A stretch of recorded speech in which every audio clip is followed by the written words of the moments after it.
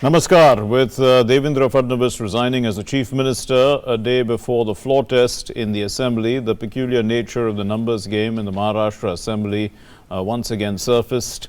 And in a hung house, well, only post-poll alliances can work, we know that. And the Maha Aghadi is one such alliance. We'll be discussing the make-or-break politics of Maharashtra. We'll also be focusing on key events marking 70 years since the adoption of the Constitution on Constitution Day. Let's begin with the headlines. A day of twists in the tale sees Uddhav Thackrey chosen as the leader of the Maha Vikas Aghadi. And the Shiv Sena, NCP and Congress alliance say that they will form a government on December 1. They'll meet the governor and stake claim anytime now. Special session of the Maharashtra Assembly starts tomorrow. Spate of resignations in Maharashtra. Chief Minister Devendra Fadnavis and Deputy Chief Minister Ajit Pawar put in their papers after the Supreme Court orders a floor test. Fadnavis says the BJP does not have a majority, blames the Shiv Sena for breaking the pre-poll alliance to tie up with the four, Congress, and says there was never an understanding of rotational chief ministership.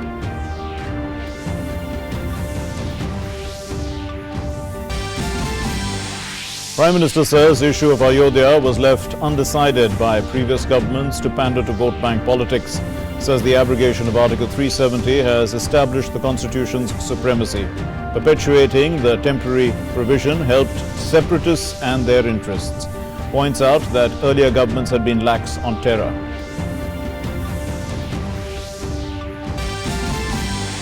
The country is celebrating Constitution Day today, marking 70 years of the adoption of the Constitution. The main event was held at the Central Hall of Parliament. The President, Vice President and Prime Minister highlight the importance of the balance between fundamental rights and duties in the Constitution.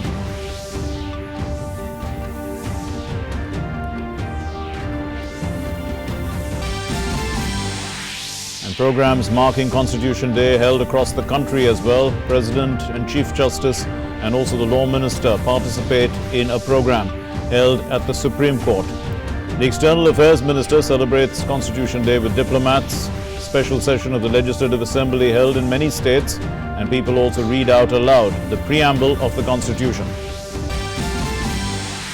Bill to ensure rights of members of transgender community passed in Parliament. After Lok Sabha, now the Rajya Sabha has approved this bill. The government to form a national council for its implementation. Unauthorized colonies of Delhi Bill and Bill for merger of Daman Diu and Dadra Nagar Haveli also introduced in Lok Sabha.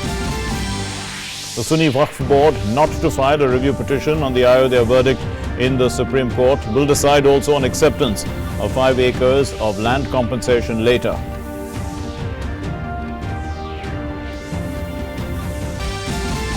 And India and Indians dominate the ICC Test rankings. Mayank Agarwal enters the top 10. Virat Kohli is second, just 3 points away from the top-ranked Steve Smith.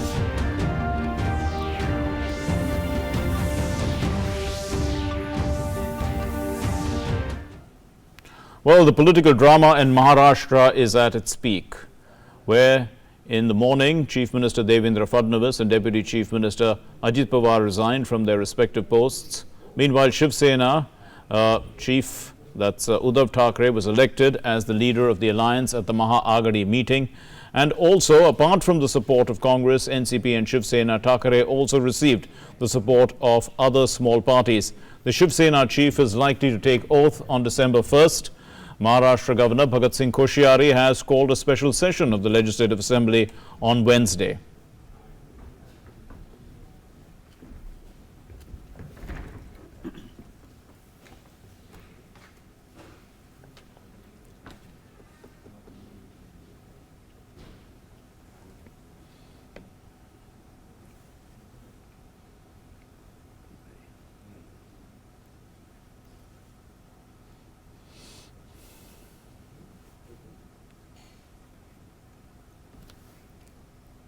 And it was a day of political irony and intrigue in Maharashtra. Both Devendra Fadnavis and Ajit Pawar, who were sworn in as Chief Minister and Deputy Chief Minister just 3 days ago, in extraordinary circumstances resigned from their posts.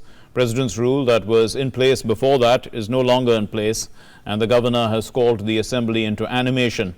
The Shiv Sena, NCP and Congress The Maha Vikas Aghadi, which claims to have the numbers, is likely to have a Chief Minister, Uddhav Thackrey, take oath on December 1. A day full of drama nearing the end with the announcement that the swearing-in of the Maha Aghadi Shiv Sena NCP Congress combine will take place on the 1st of December. Uddhav Thackrey has been unanimously elected the leader of the Maha Aghadi, with all the constituents of the combine that fought the election against the BJP Sena combine throwing their weight behind him. We have just taken a unanimous decision to elect Uddhav Thackrey as captain of Maha Vikas Aghadi for smooth governance of Maharashtra.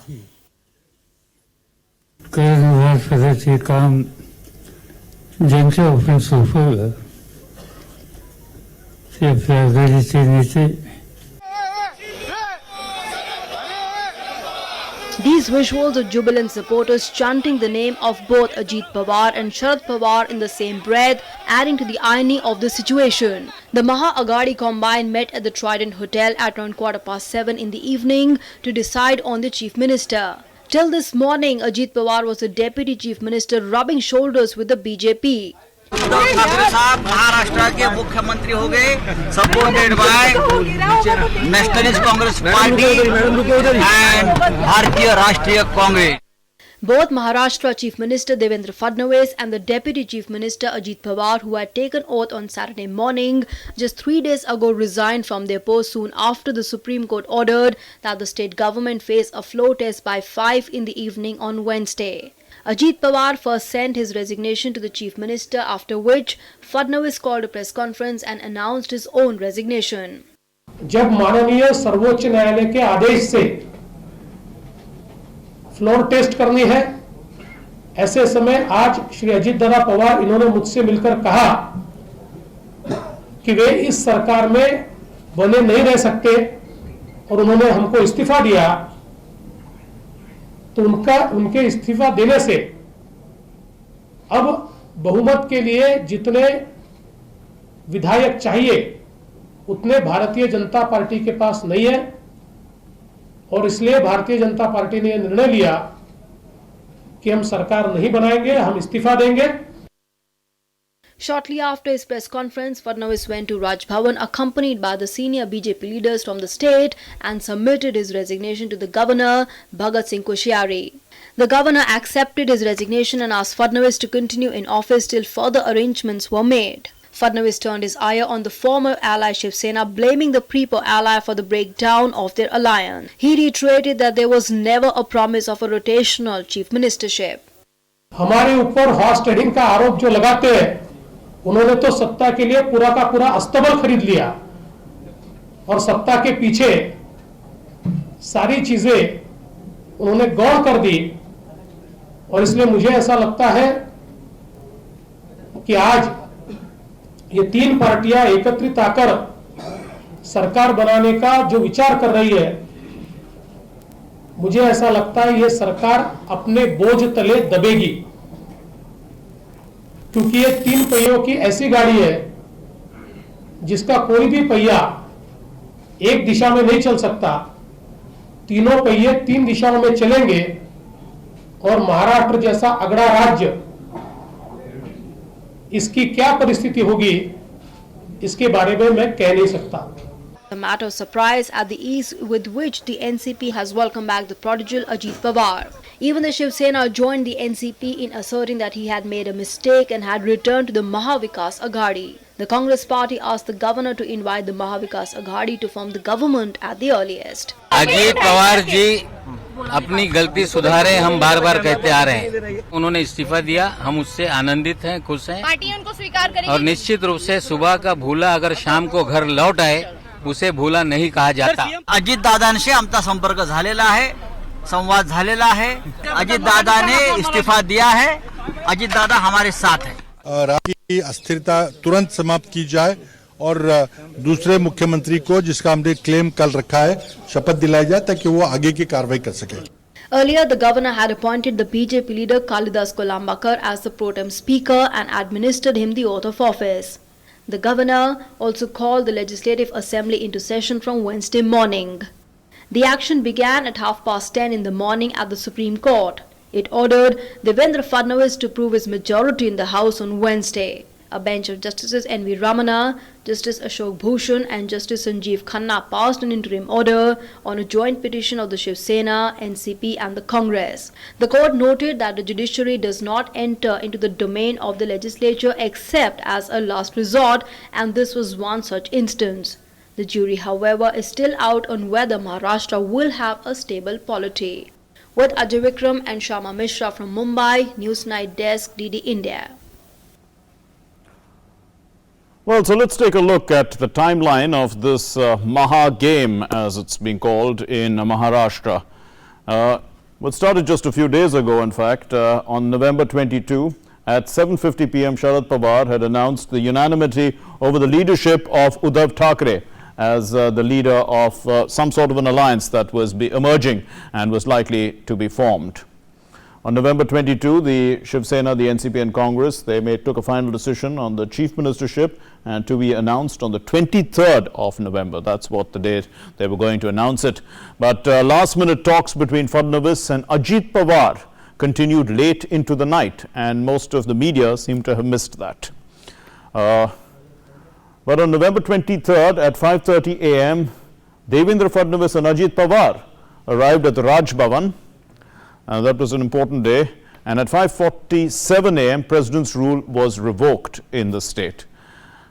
At 7:50 a.m. Devendra Fadnavis and Ajit Pawar were sworn in as the Chief Minister and the Deputy Chief Minister, and then the Shiv Sena, the NCP and the Congress had moved to the Supreme Court challenging the governor's decision.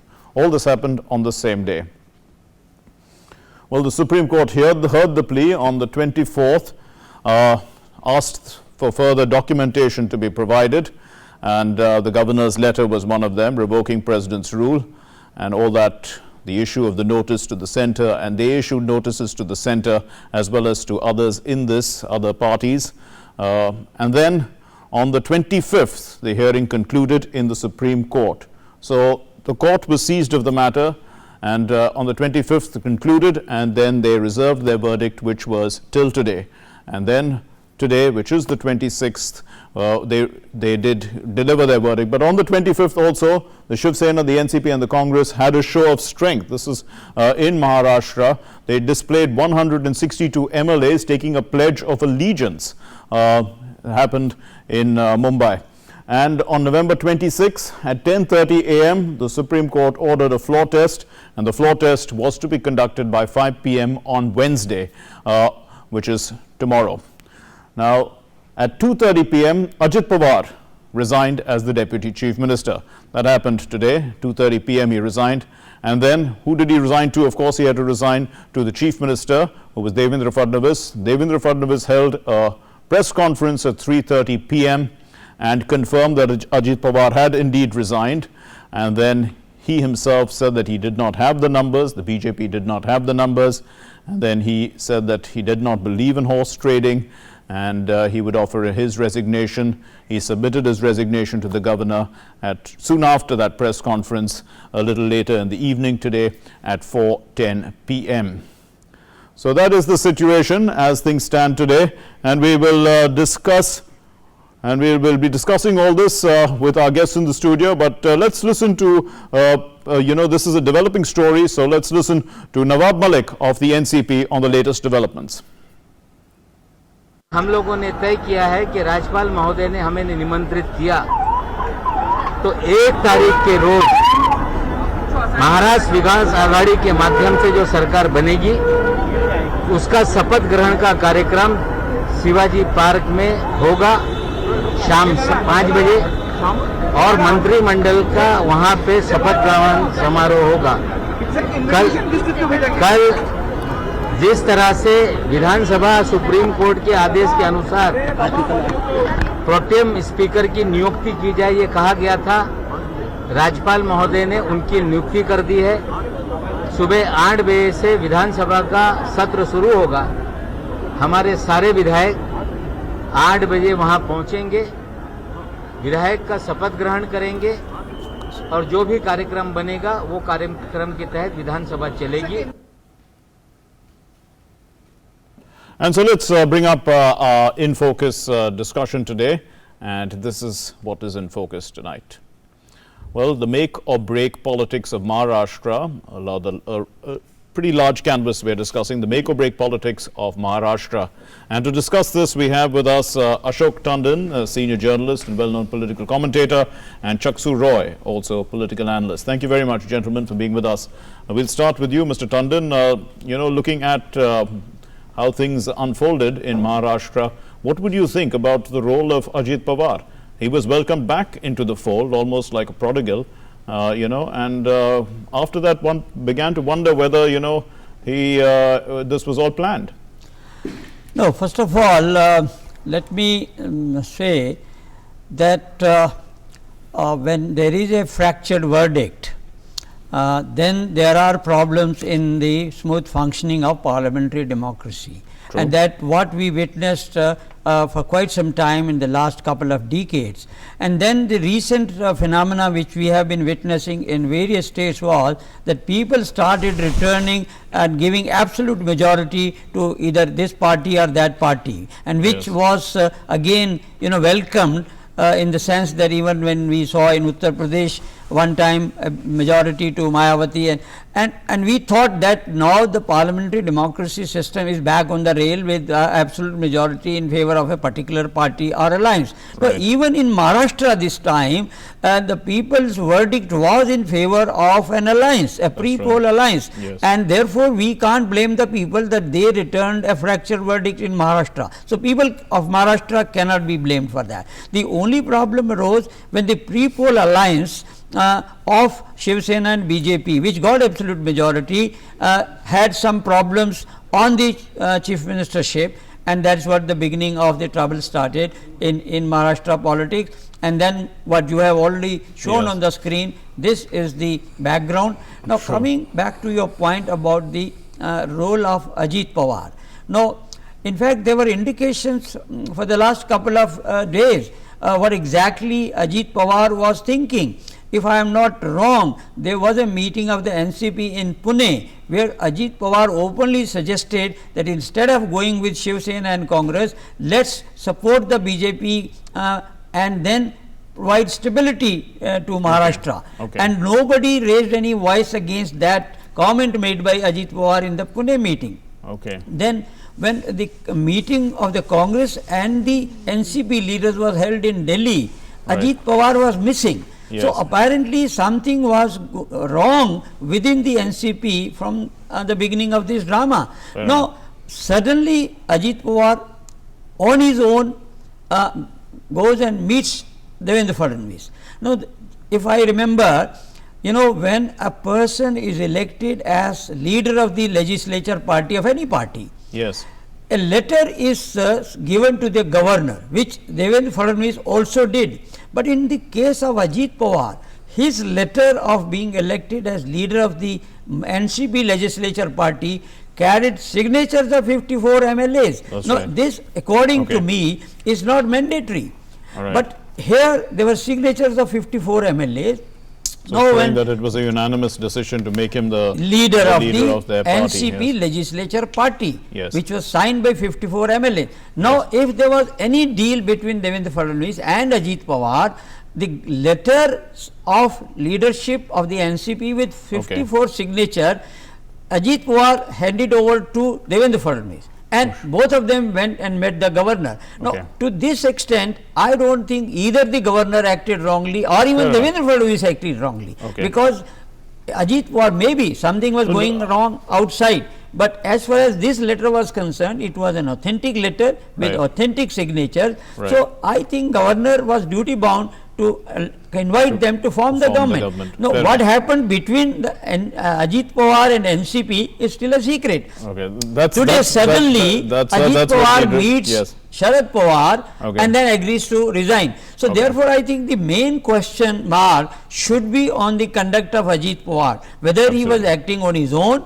or he was revolting within the party, or maybe, you never know, was it a drama about the script was written by absolutely. That's by what the I was family, asking. That's by the what I was family of Pawar. asking. You never That's know. what my question was actually pointing out. Chaksu Roy, Mr. Tandon raised a few issues about, parliamentary democracy and the difficulties in a fractured mandate. Now, there are problems when there is a pre-poll alliance, because all these the parties that have contested this election have not contested all the seats, and actually they've got pretty high strike rates. I mean, the BJP for won 105 out of 152 seats. So I mean, if looking at the party, if they had contested, let's say, with that kind of a strike rate, more seats, they would have been in government, they would have formed the government. There's no way of sorting this out, because if a pre-poll alliance suddenly breaks, they actually betray the mandate of the people. Mark, I think Mr. Tandon raised some very important points, and you raised a few interesting points. In any parliamentary democracy, elections are always a little bit of an unknown. Sometimes the electorate might return a verdict which is unanimous, or at least a majority verdict, or sometimes it might receive a fractured verdict. I think the thing that we've learned from the events in Maharashtra are twofold. One, we have established procedures laid down when the electorate returns unanimous verdict and gives a political party a majority or an alliance a majority. But what happens if no political party, irrespective of the kind of strike rate that they've had or the kind of seats that they've contested, right? What happens and what is the course of action that the governor should take in case a fractured verdict is returned? And in the last few years we've seen multiple of these fractured verdicts. Sometimes they've happened right after the election, and sometimes they've happened after a government's been in place for some time, and there have been dissent within the party. Sure. As recently as 2018, okay. We had a similar circumstance. Right. 2016, we had Uttarakhand, where a government was working for some time, and towards the fag end of the government, some MLAs rebelled against. I mean, my point was actually that the electorate had no choice. If these four parties they had two alliances basically. They contested less than half the number of seats. So in any case, they could never have won in a majority on them. The likelihood was very rare. I mean, only the BJP and the Congress contested over 150 seats, and the chance of them winning all those seats was unlikely. So the point is that, for the electorate, these particular parties were already in the game as if it was a fractured mandate, if they were going to break up. So the electorate saw them as a whole, and that's the question that one asks. If the electorate sees this pre-poll alliance as a whole, then it actually changes the way the mandate has been delivered. Mark, you're right. The electorate possibly saw the alliance as a whole, but at the end of the day, alliance is made between two political parties, and if the two political parties cannot reconcile the differences or agree on a common mandate in which to form the government, then the electorate is left with no choice, irrespective of who they voted for. Okay. They might not have had a choice of a political party in their constituency, but at the end of the day, the political parties will need to figure out ways of working together when there is going to be a fractured mandate, and any hard stances which prevents them from working together will result in a situation where people will go to the Supreme Court at the drop of a hat to get their grievances addressed. So Mr. Tandon, you can comment on this, because this particular fractured mandate, I mean, what I'm trying to say is was never a fractured mandate to start with from the eyes of the electorate. It is a fractured mandate because the parties concerned are no longer in alliance, or the alliances have broken, and that has happened post-poll. Whether this is a constitutional problem in our electoral system, or is there some way that these parties can be reprimanded? Because let's say, I mean, if I am a voter of let's say the BJP, and a Shiv Sena candidate was contesting in my constituency, and I gave my vote to the Shiv Sena candidate, so BJP voters voted for the Shiv Sena in a sense. So that would cause a problem, isn't it? Certainly. In fact, if I may say so, in this context, the people of Maharashtra have been cheated, and not in one way, but in more than one way. Number one, because it was a BJP Shiv Sena alliance, and the vote was also was actually exchanged, as you also very rightly said.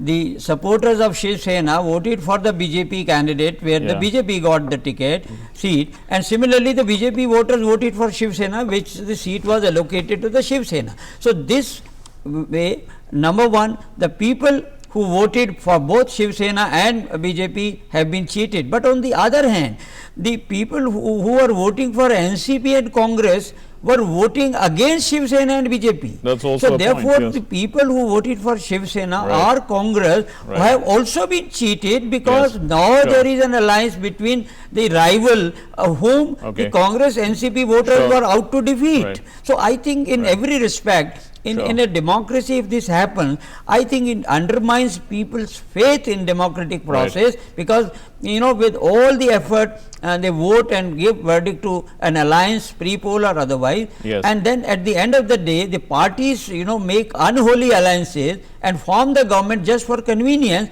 then people's faith in parliamentary democracy is undermined. I think that is one danger which all political parties must avoid. So no rules were actually broken, that would seem to be the case. But let's go across to Shama Mishra, who's joining us on the phone line. She's updating us about the political developments in Maharashtra. So what's the latest then, Shama?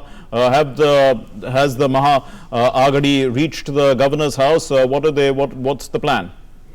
Well, the plan is that tomorrow a special assembly session has been called at around 8, and all the MLAs, the pro tem speaker who was administered the oath of the pro tem speaker by the governor, he would be administering the oath of the MLAs tomorrow, and we also have to see what more will in the house of the Maharashtra Legislative Assembly happen. Also, we are getting to know that on 1st of December, the entire political scenario of Maharashtra, which was going on for more than a month, the curtains will draw on that, and the swearing-in ceremony of the Chief Minister will happen on that day. Well, in the NCP, Shiv Sena and Congress meetings, they could be, discussing still the discussion. No, but has the governor actually called them to form the government? That's the question. No communication from that end has gone, but it was on the expected lines that once the Chief Minister Devendra Fadnavis resigns from that post, governor has to entertain somebody to come and take claim to form the government. And well, once the BJP having the numbers of 105 plus the independents, they have backed out. The number which remains is of 162 of the NCP, Shiv Sena and Congress. So in Maharashtra, currently there is no other option than the Maha Vikas Aghadi, and like I already mentioned that Uddhav Thackrey has already been elected unanimously by the parties of Shiv Sena, NCP and Congress, that he will be the leader of the alliance, and also he would be the Chief Minister's face. So yes, on the 1st of December when the swearing-in will happen, it will be Uddhav Thackrey that will be the first PM from the Thackrey family. So, Mr. Chaksu Roy, it's ultimately just a numbers game, is it? And the parties who cobble up the numbers can form the government. However, whether they are ideologically aligned, whether their voters have voted against each other, in a sense, it doesn't really make a difference. At the end of the day, this is a new set. They have the numbers collectively, and they have the right to form the government. Absolutely, Mark. We've noticed in the past that constitutional morality sometimes gets put aside when it comes to political power and political convenience, and this is not the first time that it has happened, that parties who are ideologically opposed or opposing each other in an electoral battle, at the end, after the results have declared, have joined hands to form the government. I think the important question to be asked is, can there be some kind of rules that can be set? Usually the answer is no. In a deliberative democracy, there's just so much that you can do by laws and rules. But at the end of the day, anytime you try to find a legal solution to a political problem, it usually fails. Right.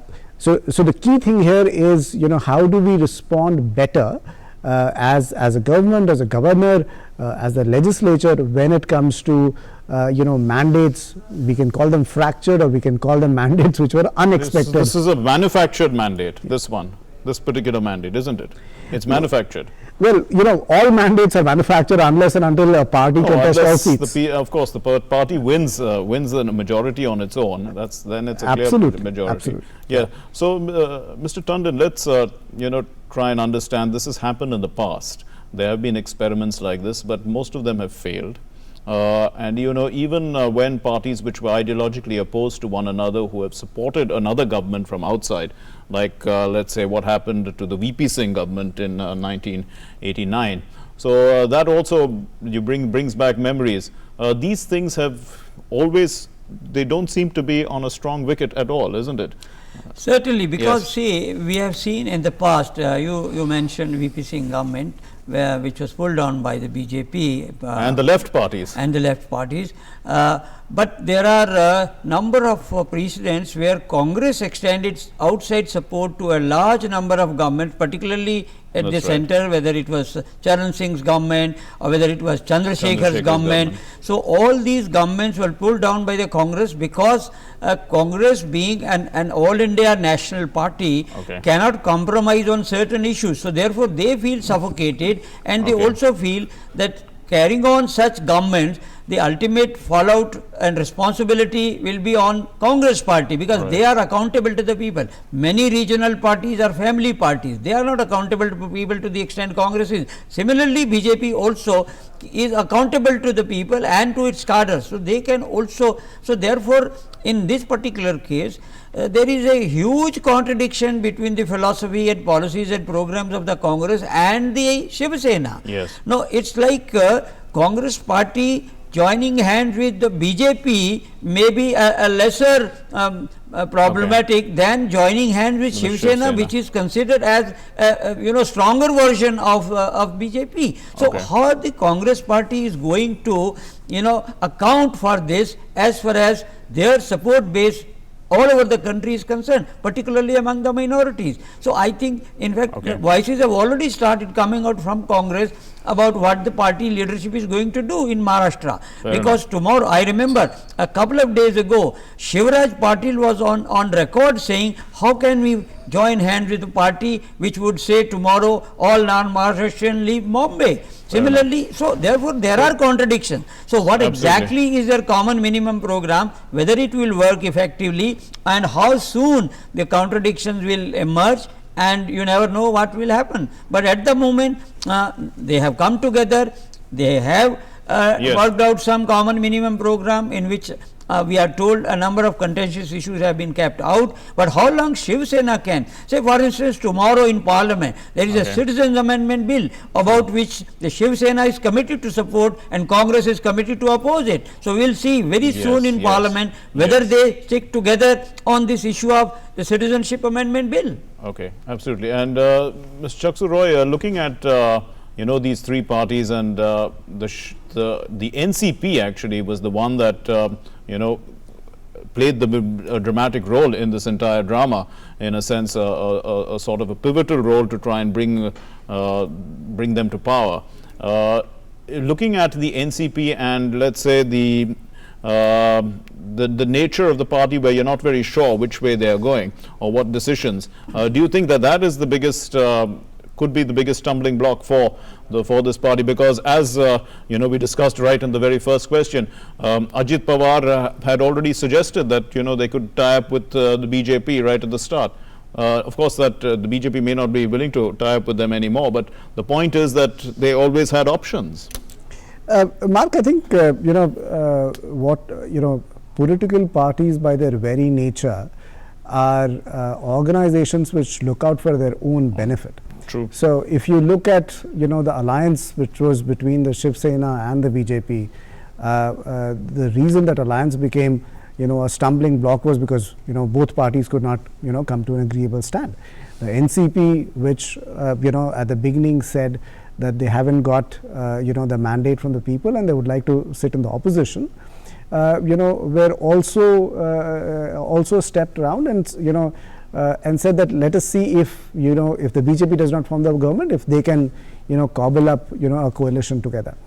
I think expecting too much from political parties or expecting them to behave in a constitutionally moralistic position is maybe asking too much from political parties. That's not likely to happen, yes, because that seems to be against the nature of politics, one would say, Mr. Tandon. But looking at all these three parties need to stick together for this alliance to work. So all of them have equal claim, to breaking or making the government. And so our topic, in fact, for discussion is make and break politics of Maharashtra. So what do you think? I mean, ultimately, if they do break, they'll have to go to the electorate once again. So they'll probably be in their interest to continue for as many years as they can. Not necessary. We have recently seen what happened in Karnataka. A similar drama was enacted, and after a few days, maybe a couple of weeks and months, there were divisions within the Congress and the JDS, and we know what the result was, and finally Yediyurappa is back in the saddle. So we don't know what exactly is going to happen, but as far as this round is concerned, one phase is over. Let's see what happens in the next phase. So they have come together, they may be forming a government and maybe even winning the trust vote, but subsequently what happens, how the government functions, that will largely depend upon the program and policies of the Shiv Sena. Will Shiv Sena be willing to compromise on their hardcore issues? So that will have to be seen, and wait and watch is the only way we can judge this Maharashtra politics. So Mr. Roy, Mr. Tandon seems to take the ideological positions, but practically also they are governing the state, and two of them, one can say, are regional parties. Hence, they look at the interests of the state from a regional point of view. The other consists of leaders who are largely regional, who big leaders from that particular state. So, in a sense, they have enough ingredients to try and run the government for a period of time. I think so, but Mr. Tandon also made a very interesting point about time will tell, and proof of the pudding is in the eating. Can the alliance stick together? The three of them are roughly equally, distributed. I think 50 odd to the Shiv Sena. 56, 54 and 44. 44. So it's not as if, if any of them decides to exit the alliance, it will work. And I think one of the discussions during this alliance formation was the Congress wanted to extend outside support, and one of the conditions of the alliance that was put was that all parties will have a stake in the government. So that's interesting to see as to what are the kind of responsibilities that will be shared by the three political parties in the legislature. So that's all we have time for. Thanks very much, gentlemen, for being with us here on Newsnight. And moving on to our next story then, well, today is Constitution Day. It was on this day in 1949 that the Constituent Assembly approved the draft constitution that was adopted, and it came into force 2 months later on the first Republic Day of 1950. This year marks 70 years since that historic day. The President, Vice President and Prime Minister addressed a joint sitting of Parliament at the historic Central Hall, where the Constitution was first adopted. However, it was only in 2015 that a Gazette notification declared 26th November as Constitution Day. It was earlier known as Law Day.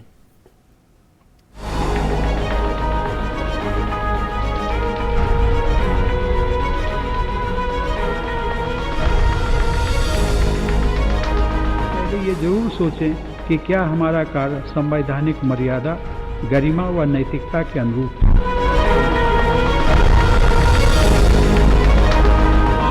Transformation of the nation is the need of the hour.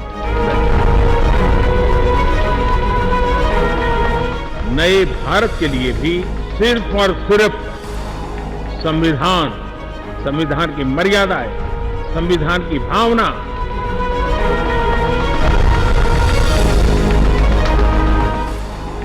our constitution, our identity, our constitution, our pride. The nation celebrates 70 years of its lifeline. The main function took the form of a joint sitting in the Central Hall of the Parliament.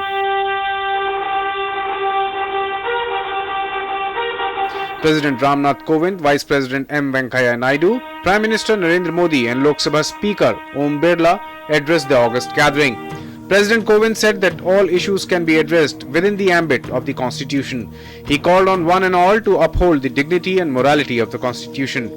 कि संविधान को सर्वोपरि सम्मान देना तथा वैचारिक मतभेदों से ऊपर उठकर संविधान सम्मत प्रक्रियाओं का पालन करना संवैधानिक नैतिकता का सार तत्व है। सरकार के तीनों अंगों, संवैधानिक पदों को सुशोभित करने वाले सभी व्यक्तियों, सिविल सोसाइटी के सदस्यों तथा सभी सामान्य नागरिकों द्वारा संवैधानिक नैतिकता का पालन किया जाना अपेक्षित है। Vice President M. Venkaiah Naidu released a book titled Role of Rajya Sabha in Indian Parliamentary Democracy. He presented the first copy to President Kovind. He urged the citizens to fulfill their responsibilities with complete commitment to the Constitution. Venkaiah Naidu expressed confidence that this will not only strengthen democracy but will also lead to rapid development of the nation. Unless each one of us perform one's duty, the rights of others cannot be realized. So my advice to all is, let every one of us do our duty, add to the beauty, and then make the country mighty. That's my advice to all. If we discharge our duties with dedication and commitment to the national objectives and constitutional values, the country will move faster on the development trajectory and will become a more mature democracy. Prime Minister Narendra Modi said that the Constitution fulfilled the dual mantra of dignity for Indians and unity for India. He urged everyone to be noble, responsible and responsive citizens. हमारा संविधान हम भारत के लोग से शुरू होता है। We the people of India. हम भारत के लोग ही इसकी ताकत हैं, हमें इसकी प्रेरणा है और हमें इसका उद्देश्य है। मैं आप सभी का आह्वान करता हूं कि हम सब इस संकल्प शक्ति के साथ मिलकर भारत के एक जिम्मेदार नागरिक के तौर पर अपने कर्तव्यों का पालन करें। Prime Minister stressed that the Constitution is the driving force behind Ek Bharat Shresth Bharat. The Constitution not only imparts right but also defines duties. Prime Minister called for a balance between rights and duties. एक व्यक्ति, छोटी छोटी चीजें होती है, अगर बूंद बूंद पानी बचाता है, वो अपना नागरिक कर्तव्य भी निभाता है। ऐसे कई दायित्व होते हैं जो एक नागरिक के रूप में सहज व्यवस्था के रूप में हम विकसित करें, संस्कार के रूप में विकसित करें, तो हमें देश को आगे ले जाने में बहुत बड़ी सुविधा बढ़ती है। Prime Minister further said that Mahatma Gandhi epitomized this fine balance. As the nation celebrates his 150th birth anniversary, his ideals become even more relevant. Lok Sabha Speaker Om Birla said that on one hand the Constitution empowers citizens and protects their freedom via fundamental rights. On the other hand, it strikes a balance between these rights and directs citizens to be disciplined. President Kovind released a commemorative silver coin worth Rs 250 and a commemorative stamp. Etched on the coin are the national emblem, Ashoka Pillar, Parliament as well as Mahatma Gandhi's picture and the words Satyamev Jayate. The President also launched the National Youth Parliament Scheme portal and inaugurated an exhibition on making of the Constitution in the Parliament Library premises. With Parliament team, Newsnight Desk, DD India. Well, and Constitution Day was celebrated across the country as well. Here's an account of the celebrations from different parts of India and abroad. Every year, 26th November is celebrated across the country as the Constitution Day to mark the adoption of the Indian Constitution by the Constituent Assembly on this day in 1949. The Constitution Day is also known as the Samvidhan Divas. This year is the 70th anniversary of the adoption of the Constitution of India. On the occasion, many programs were organized across the country. Not just in India, but many events were also organized in several other countries as well. Uttar Pradesh Chief Minister Yogi Adityanath, Governor Anandiben Patel and leaders of various other parties were present. In J&K, Lieutenant Governor G.C. Murmu was present at the event organized at the Jammu Secretariat. In Odisha, an event was organized in the State Assembly. Chief Minister Naveen Patnaik and other leaders were present at the event. Goa Governor Satyapal Malik was present at the event organized in Panaji. संविधान ने मुझे वो ताकत दी कि मैं MLA से शुरू करके यहाँ पे खड़ा हुआ। In Andhra Pradesh, many events were organized. The governor was present at an event in Vijayawada. An event was also organized in Chandgiri Fort in Chittoor. In the national capital Delhi, Union Minister Ravi Shankar Prasad took part in an event at the Supreme Court. Keeping the role of the Supreme Court as final interpreter of the Constitution and the laws enacted under it, the judiciary assumes the role of its guardian. The authors of our Constitution took extra care in providing it the necessary powers and freedoms to function without any undue influence. Over these eventful 7 decades, the judiciary has remained alive to the high responsibility placed on it. I am aware of the fact that it has initiated several innovative measures to reach out to the people. Trust the idea of India and trust the idea created by the abiding values of the Constitution.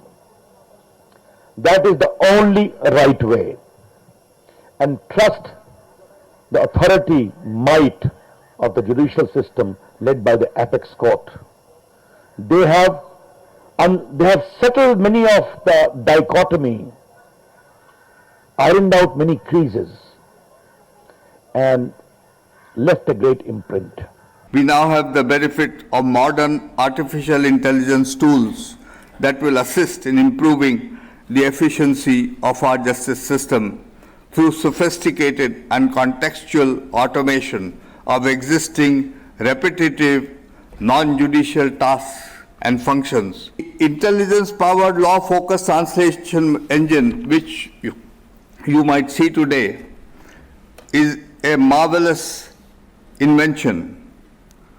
While translating judgments is useful, it pales in comparison to the value added to countless litigants and lawyers whose access to timely justice will no longer be limited by the restraint of languages. In Rajasthan, on the occasion of the Constitution Day, the railway employees celebrated the day in Jaipur and took the pledge to maintain unity and integrity. Residents also took a pledge in Udaipur on the occasion. In Churu, people also took the pledge. In Jodhpur, an event was also organized on the occasion. In Madhya Pradesh, Constitution Day programs were organized to mark the 70th anniversary of the Constitution Adoption Day. Tikamgarh residents organized an event. In Devbagh Hotel in Gwalior, the hotel staff took the pledge for unity and integrity of the country. And everyone fondly remembered the architect of the Constitution, Dr. Bhimrao Ambedkar. In West Bengal, an event was organized on the occasion. In Cooch Behar Palace and Museum too, Constitution Day was celebrated. In Meghalaya, an event was organized in Shillong. Senior journalist and Padma Shri awardee Patricia Mukim said, fundamental duties are important and focus should be given on these. I think that the fundamental duties are very, very important. There are 11 of them, but because, they were brought in after the 42nd Amendment in 1976, so people think that it has lesser impact. But I think it's very, very important that we know our fundamental duties, because then only we have the right to claim our rights. Assam, an event was organized in Guwahati. Like in other parts of the country, an event was also organized in Kohima to celebrate the occasion. In Thiruvananthapuram in Kerala, an event was organized on the occasion. CRPF DG Rajiv Rai Bhatnagar read the preamble to the Constitution. Baburam Bhattarai has said that the Indian Constitution has stood the test of time for 70 years. On 26 November 1949, the Constituent Assembly of India formally adopted the Constitution of India. It came into force on 26 January 1950. The Constitution Day of India aims to bring awareness on the importance of the Indian Constitution and its architect Dr. B.R. Ambedkar. He was appointed as the chairman of the Constitution Drafting Committee on 29th of August 1947. Newsnight Desk, DD India. And Prime Minister Narendra Modi addressed a summit organized by a private television channel in the national capital, and he said that Article 370 had been termed temporary in the Constitution since the first day itself, and still some people, only for political benefit, had treated it as a convention and ignored it for long. Article 370 helped the separatists as well and their interests in the region. He said that the Modi government had abrogated Article 370 and 35A to re-establish constitutional integrity across the country. Article 370 और 35A इसकी वजह से भारत ने जो भोगा है वह भी आप जानते हैं, और अब कैसे इस चुनौती का समाधान किया गया है ये भी आपने देखा है।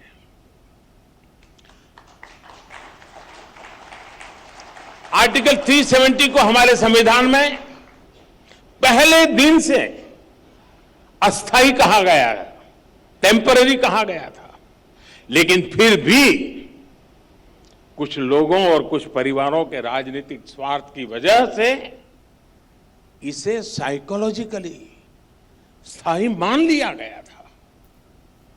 ऐसा करके उन लोगों ने संविधान की भावना का अपमान किया, उसे नजरअंदाज किया।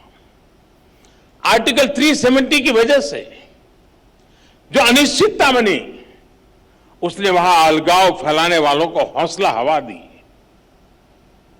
हमारी सरकार ने आर्टिकल 370 और आर्टिकल 35A इसको हटाकर देश के संविधान की सर्वोपरिता को पुनर्स्थापित किया है।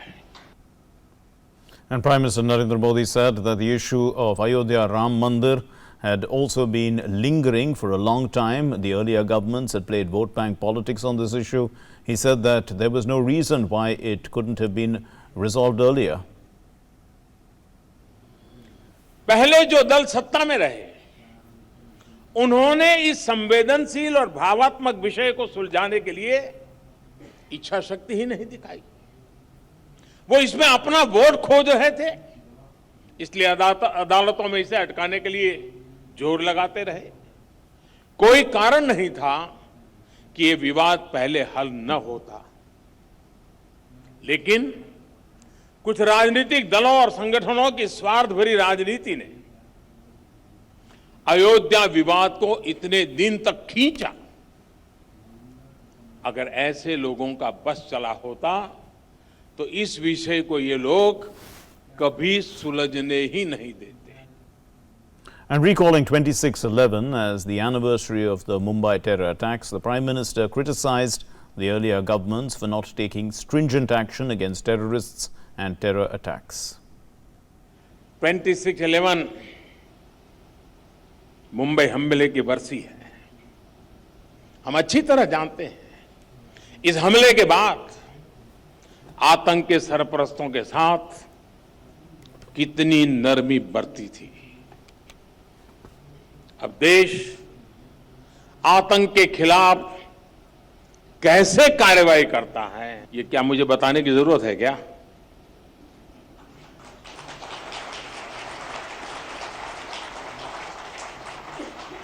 आतंकियों को सख्त कार्रवाई से बचाने वाले सारे लॉजिक अब ध्वस्त हो चुके हैं। And well, the Rajya Sabha on Tuesday, it passed the Transgender Persons Protection of Rights Bill 2019 by a voice vote, and the bill seeks to provide a mechanism for social, economic and educational empowerment of transgender persons in India. Meanwhile, the government introduced in the Lok Sabha on Tuesday a bill to merge two union territories, that's Daman and Diu and Dadra and Nagar Haveli, into one, and a bill which seeks also to provide a legal framework to grant ownership rights to people living in unauthorized colonies in Delhi. Now, all these two bills were introduced in the Lok Sabha. Moving on, the Sunni Waqf Board today, it's decided not to file a review petition in the Supreme Court against the November 9 verdict in the Ayodhya case. The decision was taken at a meeting of the board in Lucknow, which was presided over by its chairman Zufar Farooqi. And also the Sunni Waqf Board was among the main litigants in this Ayodhya case. जमीन के लिए government का offer आएगा, उस पर फिर meeting होगी तो वो डिसीजन लिया जाएगा, लिया जाए ना लिया जाए। रिव्यू को लेकर के रिव्यू के लिए जो है मेजॉरिटी डिसीजन है कि नहीं दाखिल होना चाहिए। हमारा डिसीजन भी था कि नहीं दाखिल होना चाहिए। Time now for news from across the country. Here's our regional roundup.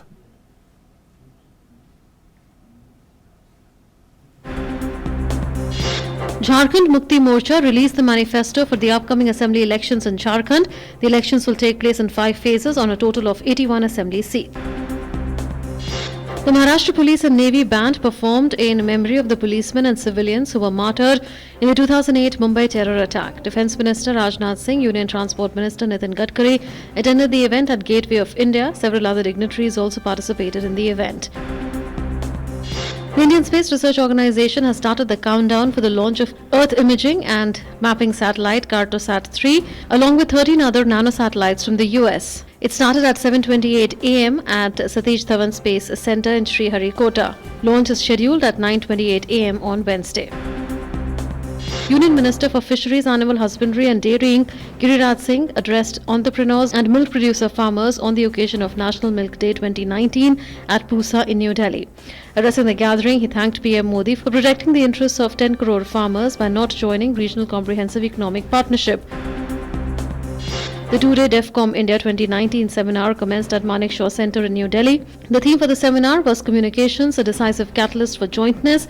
On the occasion, Army Chief General Bipin Rawat underlined the need to develop indigenous systems to bring in secrecy, which he said is important for security forces.